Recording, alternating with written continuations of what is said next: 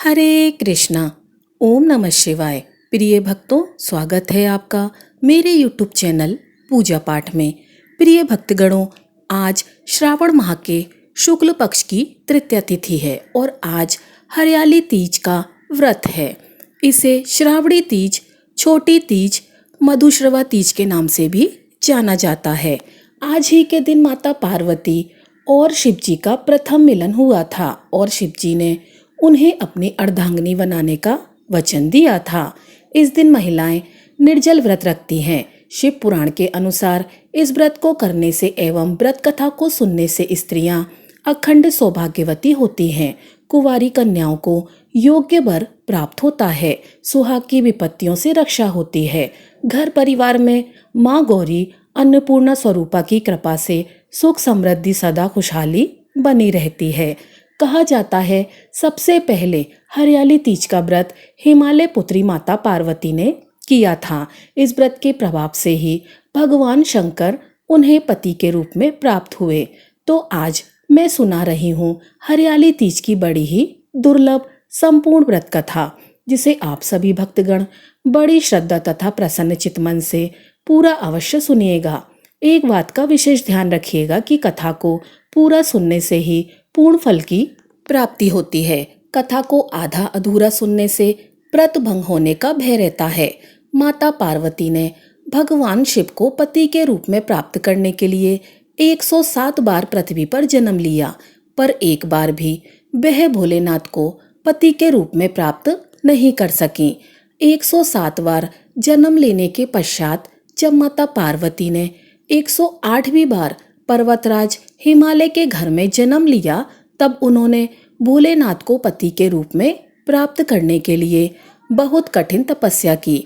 माता पार्वती की कठिन तपस्या से प्रसन्न होकर भोलेनाथ ने उन्हें मनोकामना पूरी होने का वरदान दिया। तभी से ऐसा माना जाता है कि जो भी स्त्री पूरी श्रद्धा और आस्था के साथ व्रत और पूजन करती है, उसे अखंड सौभाग्य की प्राप्ति होती है। एक बार कैलाश पर्वत पर बैठी हुई श्री पार्वती जी कहती हैं, हे महेश्वर, आप मुझे वह विधान बतलाइए कि किस व्रत तप उपवास से आदि मध्य अंतर्गत आप जैसे महान प्रभु मुझे प्राप्त हुए हैं। शिवजी बोले, हे देवी, सुनो, तुम्हारे प्रेम वश में वह वृतांत कहता हूँ जो बहुत ही गुप्त है। जिसे तुम भूल भी गई हो तो मैं तुम्हें वह प्राचीन व्रत बतलाता हूँ। एकाग्र मन से सुनो। जिस व्रत के प्रभाव से तुमने मेरा आधा आसन प्राप्त किया है, शिवजी माता पार्वती को उनका पूर्व जन्म याद दिलाते हुए कहते हैं, हे पार्वती, तुमने मुझे पति के रूप में पाने के लिए कई कई वर्षों तक कठोर तप किया। 12 वर्ष तक अधोमुखी उल्टे रखकर सिर्फ वायु का सेवन किया। 24 वर्ष तक सूखे पत्ते खाकर रहीं। माघ के महीने में जल में वास किया। वैशाख के महीने में पंचाग्नि तप किया। सावन के महीने में निराहार रहकर बाहर वास किया। हे पार्वती, इस प्रकार व्रत करते देखकर तुम्हारे पिता हिमालय को बड़ा दुख हुआ। उन्हीं दिनों नारद मुनि हिमालय के पास आए। हिमालय ने उनका स्वागत सत्कार एवं विधिवत पूजन किया तथा उनसे प्रार्थना की कि हे मुनीश्वर, आप अपने आने का कारण बताइए, मैं किस प्रकार आपकी सेवा कर सकता हूँ। तब नारद जी ने कहा, हे हिमालय, मुझे भगवान विष्णु ने आपके पास भेजा है। वे आपकी कन्या से विवाह करना चाहते हैं। यह सुनकर हिमालय प्रसन्न हुए और उन्होंने नम्रता पूर्वक उत्तर दिया, यदि भगवान विष्णु मेरी कन्या के साथ विवाह करना चाहते हैं तो मुझे कोई आपत्ति नहीं है। यह सुनकर नारद जी भगवान विष्णु के पास गए और उनसे कहा, मैंने हिमालय की पुत्री पार्वती के साथ आपके विवाह का निश्चय किया है। आशा है उसे स्वीकार आप करेंगे। नारद जी के चले जाने के बाद हिमालय ने भगवान विष्णु के प्रस्ताव की जानकारी पार्वती को दी और कहा, हे पुत्री, मैंने भगवान विष्णु के साथ तुम्हारा विवाह सुनिश्चित किया है। पार्वती भगवान शिव को अपने पति के रूप में मान चुकी थी, इसीलिए पिता के इस प्रस्ताव से वे बहुत दुखी और आहत हुई। पिता के सामने तो उन्होंने कुछ भी नहीं कहा, परंतु उनके जाते ही वे दुखी होकर बहुत ही विलाप करने लगी। पार्वती जी की व्याकुलता को और उनके विलाप को देखकर एक सखी ने कहा, आप इतनी दुखी क्यों हैं? आप अपने दुख का कारण मुझे बताइए, मैं उसे दूर करने का उपाय करूंगी। तब पार्वती जी बोली, मेरे पिताजी ने मेरा विवाह विष्णु जी के साथ तय कर दिया है, परंतु मैं शिव जी के साथ ही विवाह करना चाहती हूँ। मुझे कोई उपाय नहीं सूझ रहा, इसीलिए मैं चाहती हूँ कि मैं अपने प्राण त्याग दूं। तुम्हारे पास यदि कोई उपाय है तो बताओ। सखी ने कहा, प्राण त्यागने की कोई आवश्यकता नहीं है। मैं आपको ऐसे गहन वन में ले चलूंगी जहां आपके होने की जानकारी आपके पिता को भी नहीं चलेगी। इसके पश्चात सखी पार्वती जी को लेकर वन में चली गई। इधर हिमालय पार्वती जी को अपने घर में ना पाकर इधर उधर खोजने लगे। जब पार्वती जी नहीं मिली तो हिमालय की चिंता बढ़ गई। वह सोचने लगे कि मैंने तो नारद जी को वचन दे दिया है और जब विष्णु जी की बारात आएगी तो मैं उन्हें क्या उत्तर दूंगा। इस चिंता में पार्वती जी के ना होने की व्याकुलता में हिमालय मूर्छित होकर गिर पड़े। हिमालय की यही अवस्था देखकर अन्य सभी पर्वतों ने उनका कारण जानना चाहा। तब उन्होंने बताया कि उनकी पुत्री पार्वती कहीं नहीं मिल रही है और उन्होंने भगवान विष्णु से पार्वती का विवाह सुनिश्चित कर दिया है। हिमालय की बात जानकर सभी पर्वत पार्वती जी को खोजने इधर उधर निकल पड़े। वहीं पार्वती जी शगन वन की एक गुफा में नदी के किनारे में शिव जी का भजन पूजन करने लगी।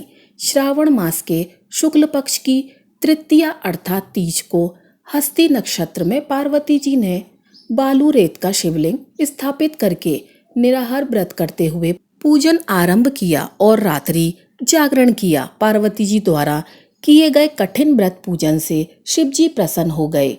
उन्होंने प्रकट होकर पार्वती जी से कहा, हे प्रिय, तुम्हारे व्रत के प्रभाव से मेरा आसन डिग गया है, बताओ तुम्हें क्या वरदान चाहिए। तब पार्वती जी ने कहा, यदि आप प्रसन्न हैं तो मुझे अपनी अर्धांगिनी बनाना स्वीकार कर लें। शिव जी ने ऐसा ही करने का वचन दिया और कैलाश को चले गए। मनोकामना पूर्ण होने पर पार्वती जी ने पूजन की सामग्री का नदी में विसर्जन किया, स्नान किया और सखी समेत पारण किया। उसी समय हिमालय पार्वती को खोजते खोजते उस स्थान पर आ गए जहां पार्वती जी ने शिव जी का पूजन किया था। पार्वती जी के पास जाकर हिमालय ने कहा, हे पुत्री, तुम यहाँ कैसे पहुंची? तब पार्वती जी ने कहा, आपने मेरा विवाह विष्णु जी के साथ तय किया था, इस कारण से मैं घर को छोड़कर यहाँ निर्जन वन में चली आई। यहाँ मैंने शिव जी का पूजन किया और उन्होंने प्रसन्न होकर मेरे साथ विवाह करने की स्वीकृति प्रदान की है। यदि आप मुझे शिव जी के साथ विवाह करने की अनुमति प्रदान करते हैं तो मैं आपके साथ चलने को तैयार हूँ। पार्वती जी की बात सुनकर हिमालय ने अपनी सहमति जता दी और पार्वती जी को लेकर घर आ गए। उसके कुछ समय पश्चात पार्वती जी का विवाह शिव जी के साथ विधि पूर्वक संपन्न हुआ। यह वह दिन है जब पार्वती की भक्ति और तपस्या ने आखिरकार शिव को जीत लिया और उनका विवाह हो गया। यह त्योहार सनातन धर्म की परंपराओं में गहराई में निहित है और विवाह के शाश्वत बंधन का प्रतीक है। तीज की कथा केवल कथा नहीं बल्कि अटूट विश्वास और प्रेम का प्रतिनिधित्व करती है। महिलाएं अपने वैवाहिक सुख और अपने परिवार की खुशहाली के लिए आशीर्वाद मांगने के लिए हरियाली तीज का व्रत रखती हैं। यह व्रत एक पत्नी के समर्पण और शक्ति का प्रमाण है जो देवी पार्वती के शिव की पत्नी बनने के दृढ़ संकल्प को दर्शाता है। इतनी कथा सुनने के बाद माता पार्वती ने कहा, हे भोलेनाथ, इस हरियाली तीज व्रत में 16 श्रृंगार का बड़ा ही महत्व है। अब मैं आपसे हरियाली तीज से संबंधित 16 श्रृंगारों की विशेषताओं का वर्णन सुनना चाहती हूँ। भोलेनाथ बोले कि हे देवी, जब तुम मेरी कवच बनके मेरी रक्षा कर रही होती हो तो मुझ पर क्या संकट आ सकता है। सुहागन धर्म की मर्यादा के अनुरूप स्त्री का आचरण पुरुष का जीवन कवच है। अपनी मांग को सिंदूर से सुशोभित कर तुम मेरी दीर्घ आयु सुरक्षित करती हो। सुहागन का गौरव अर्थात नख छिद्र में नथनी ग्रहण करती हो। हे गौरी, मंगलसूत्र और उसकी काले मोती अनिष्ट से मेरी रक्षा करते हैं। लाल वस्त्र धारण कर तुम मेरी समृद्धि का कारण बनती हो। पांवों की पायल मुझे सकारात्मक ऊर्जा से परिपूर्ण रखती है। बिछिया धारण कर वंश वृद्धि में मेरी सहभागिनी बनती हो। जिसकी पत्नी इतनी सुमंगली हो उसका मंगल भला कर सकता है। बिंदी स्त्रियों के आज्ञा चक्र को सक्रिय करके उनका आत्मविश्वास बढ़ाती है। अपने पति की लंबी आयु के लिए स्त्रियां मांग में सिंदूर लगाती हैं। मांग का सिंदूर स्त्रियों की एकाग्रता को बढ़ाता है। आंखों का काजल स्त्रियों के जीवन में मंगल दोष कम करके उन्हें बुरी नजर से बचाता है। आंखों का काजल स्त्रियों के वात्सल्य का प्रतीक है। बालों में गजरे का श्रृंगार स्त्रियों को ताजगी और ऊर्जा से भर देता है। गजरे से आने वाली खुशबू स्त्रियों के मन को शांत बनाए रखती है। इसके अलावा नाक में पहनने वाली नथनी से सुहागिनों के पति का स्वास्थ्य अच्छा रहता है और घर में धन्य धान की वृद्धि होती है। होठों की लाली उनकी मीठी वाणी का प्रतीक है। सिर पर पहनने वाले मांग टीके से स्त्रियों की चेतना शक्ति बढ़ती है। कानों की बालियां स्त्री की सेहत को अच्छा बनाए रखती हैं। पति के प्रति अपने समर्पण भाव को दिखाने के लिए स्त्रियां अपने गले में मंगलसूत्र पहनती हैं। काले मोती और सोने के मोतियों से बना मंगलसूत्र स्त्रियों के मन में अपने पति के प्रति प्रेम और आदर सत्कार को बढ़ाता है। स्त्रियां द्वारा बाजुओं में पहनने वाला बाजूबंद परिवार के धन और प्रतिष्ठा की रक्षा करने का संकेत है। हाथ की चूड़ियां स्त्रियों के परिवार की संपन्नता और खुशहाली का प्रतीक होता है। अनामिका उंगली में पहनने वाली अंगूठी का मतलब है कि पति पत्नी जीवन भर एक दूसरे का हाथ थामे रहेंगे। चांदी का कमरबंद स्त्रियों को गर्भाशय के रोग से बचाता है। पायल और बिछिया इस बात का संकेत होते हैं कि स्त्रियां अपने घर परिवार पर आने वाली सभी मुसीबतों का सामना करने के लिए तैयार हैं। सुहागिनों के हाथों की मेहंदी का गाढ़ा रंग पति पत्नी के आपसी प्रेम का संकेत है। साथ ही मेहंदी की खुशबू मानसिक तनाव को कम करती है। तो हे पार्वती, मैंने आज तुमसे वह गूढ़ रहस्य, वह आख्यान का सुनाया जिसे कहने सुनने से व्यक्ति का कल्याण होता है। सुहागन महिलाएं इस व्रत को करके अखंड सौभाग्यवती होती हैं, जो बड़ी ही कल्याणकारी और पुण्यदायक हैं। हे उमापति शिव शंकर भगवान, आप अपने सभी भक्तों का कल्याण करना। जो माताएं बहनें हरियाली तीज का व्रत रख रही हैं, उनका व्रत सफल बनाना, उनके समस्त मनोकामनाओं की पूर्ति करना और इस कथा कहानी को कहने सुनने हुकारा भरने वाले सबका कल्याण करना। ओम नमः शिवाय। प्रिय भक्तगणों, इस अधूरी कथा को पूर्ण करने के लिए आइए अब श्रवण करते हैं तीज माता की कथा। तो इसे आप पूरे अंत तक सुनिएगा। इसे सुनने के बाद ही व्रत कथा पूर्ण मानी जाती है। एक नगर में एक बहुत ही धनवान साहूकार था। उसकी पत्नी पतिव्रता थी। उस साहूकार का एक वेश्या से संबंध था। पापों के फल से उस साहूकार को कोढ़ हो गया, तब भी उसने वेश्या के यहाँ जाना नहीं छोड़ा। एक दिन वह अपनी पत्नी से कहता है कि मुझे उस वेश्या के घर ले चल। वह बेचारी पति की आज्ञा का मान रखने के लिए पति को वेश्या के घर ले जाती है। वह वेश्या पैसे की भूखी थी। वह साहूकार अपनी पत्नी के गहने ले जाकर उस वेश्या को दे देता है। पत्नी पतिव्रता थी, इसीलिए वह जो चाहता पत्नी वही करती। अब श्रावण मास के महीने में हरियाली तीज का व्रत आया तो साहूकार ने कहा, मुझे वेश्या के यहाँ ले चल। प्रिय भक्तगणों, साहूकार की पत्नी दिन भर से भूखी थी, फिर भी वह उस वेश्या के यहाँ उस साहूकार को ले आई। उस दिन साहूकार से बीमारी के कारण चला नहीं जा रहा था। वह उसे अपनी पीठ पर लाद कर वहां ले आई थी। फिर साहूकार ने पत्नी से कहा, मैं लौट कर आऊं, तब तक तुम यहीं खड़ी रहना। उस दिन वह वेश्या देवयोग से झरोके से देख रही थी। उसने साहूकार से पूछा, क्या वह तुम्हारी नौकरानी है जो तुम्हें कंधे पर बैठा कर लाई थी? साहूकार ने बताया, नहीं, वह तो मेरी पत्नी है। यह सुनकर वेश्या का मन दुख से भर गया। उसने साहूकार को समझाया कि वह वापस अपने घर लौट जाए। आज तीज का व्रत है, तुम्हारी पत्नी ने व्रत किया होगा, उसे पूजा करनी होगी।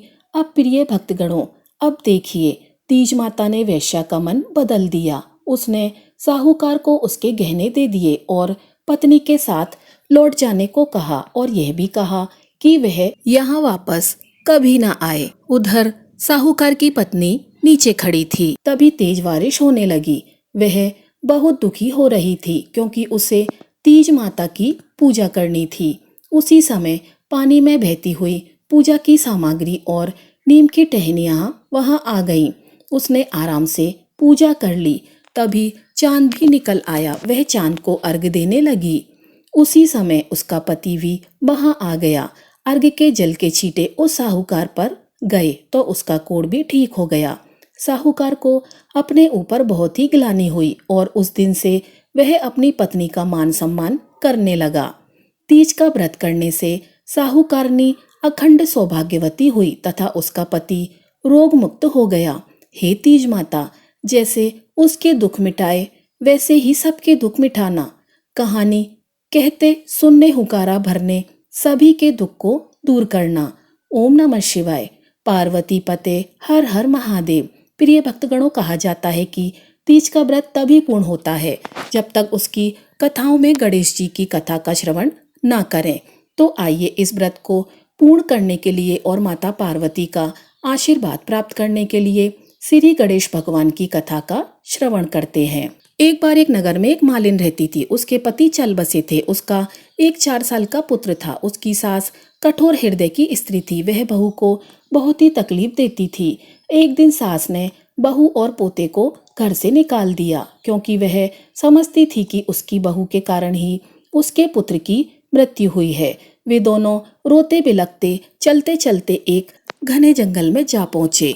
वहां एक पेड़ के नीचे बैठ गए। वहां से थोड़ी दूर पर एक गणेश जी का मंदिर था। वहां बहुत से लोग गणेश जी के दर्शन करने आते थे। दर्शन करके गणेश जी को प्रसाद चढ़ाते थे। फिर वह प्रसाद सबको बांट देते थे। इस प्रकार से माँ बेटे का गुजारा होने लगा। दोनों गणेश जी की पूजा पाठ में लग गए। एक दिन उन्होंने सोचा, क्यों ना हम भी जंगल से फूल लाकर बेचें। वे रोज जंगल से फूल लाकर उसकी माला बनाकर बेचने लगे। साथ में पूजा की सामग्री और प्रसाद भी बेचने लगे। इससे उनको आमदनी होने लगी। गणेश जी की कृपा से आमदनी बढ़ने लगी। जल्दी ही उन्होंने एक मकान और एक दुकान बना ली। ऐसे ही उस राज्य के राजा की लड़की रोज मंदिर में पूजा करने आती थी। उस दिन भी वह पूजा करने के लिए मंदिर में आई थी। मालिन के बेटे को देखकर राजकुमारी उस पर मोहित हो गई। उससे विवाह करने की सोचने लगी। उसने अपनी भाभी से अपने मन की बात कही। भाभी अनुभवी थी। उसने कहा, यह तो मालिन का बेटा है। तुम एक राजा की बेटी हो। यदि तुमने उससे विवाह किया तो तुम्हारी बहुत ही बेइज्जती होगी। पर राजकुमारी अपनी बात पर अड़ी रही। उसने कहा, मैंने तो प्रतिज्ञा कर ली है कि उसी से विवाह करूंगी। भाभी ने घर जाकर सारी बात राजा को बता दी। राजा ने मना नहीं किया और विवाह के लिए तैयार हो गए। उन्होंने बड़ी धूमधाम से पुत्री का विवाह मालिन के बेटे के साथ करा दिया।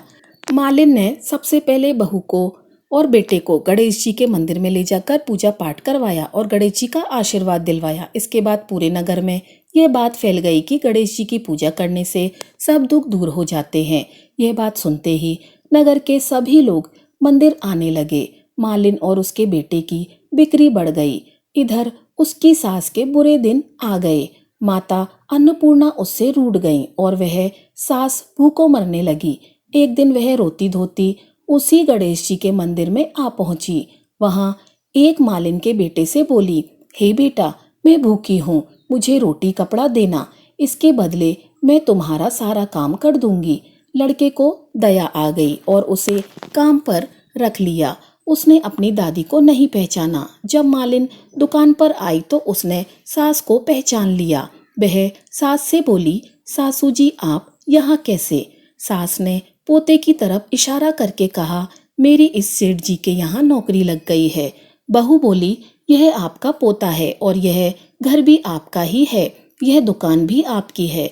जब आपने हमें घर से निकाल दिया तब गणेश जी ने हमारी रक्षा की। बहू की बात सुनकर सास बोली, मेरी करनी मैं भोग रही हूँ। बहू बोली, सासू जी आप हमारे साथ रहो और पोते का सुख देखो। हे गणेश जी महाराज, जैसा सुख आपने मालिन को दिया वैसा ही सबको देना। अब आइए सुनते हैं गणेश जी की दूसरी कथा। एक बुढ़िया माई थी, मिट्टी के गणेश जी की पूजा करती थी। रोज बनाए रोज गल जाए। वहीं एक सेठ जी का मकान बन रहा था। वो वहां जाकर मिस्त्री से बोली, हे बेटा, मुझे पत्थर का गणेश जी बनाकर दे दो। मिस्त्री बोले, जितने समय में हम तेरे लिए पत्थर का गणेश जी गढ़ेंगे उतने में अपनी दीवार बना लेंगे। बुढ़िया माई बोली, राम करे तुम्हारी दीवार टेढ़ी हो जाए। अब उसकी दीवार टेढ़ी हो गई। वह दिन भर दीवार बनाते रहे और दीवार टेढ़ी हो जाती। इस तरह करते करते शाम हो गई। शाम को सेठ आया। उसने कहा, आज कुछ भी नहीं किया। वो मिस्त्री कहने लगे कि एक बुढ़िया माई आई थी, वे कह रही थी कि मेरा पत्थर का गणेश जी गढ़ दो। हमने नहीं गढ़ा तो उसने कहा तुम्हारी दीवार टेढ़ी हो जाए। बनाते हैं लेकिन टेढ़ी हो जाती है। सेठ जी ने बुढ़िया माई को बुलाया और सेठ जी ने कहा, हे माई, हम तेरे लिए तेरे सोने के गणेश जी को गढ़ देंगे, हमारी दीवार सीधी कर दो। सेठ ने बुढ़िया माई को सोने के गणेश जी गढ़कर दे दिए। अब गणेश जी की कृपा से सेठ जी की दीवार सीधी हो गई। जैसे सेठ की दीवार सीधी की वैसे सबकी करना, सबको सुख समृद्धि देना। बोलिए गौरी पुत्र श्री गणेश भगवान की जय। जय श्री गणेश। प्रिय भक्तगणों, यह थी हमारी आज की कथा। अगर आपको कथा अच्छी लगी हो तो वीडियो को लाइक कीजिएगा और चैनल को सब्सक्राइब कीजिएगा। आपका दिन शुभ हो।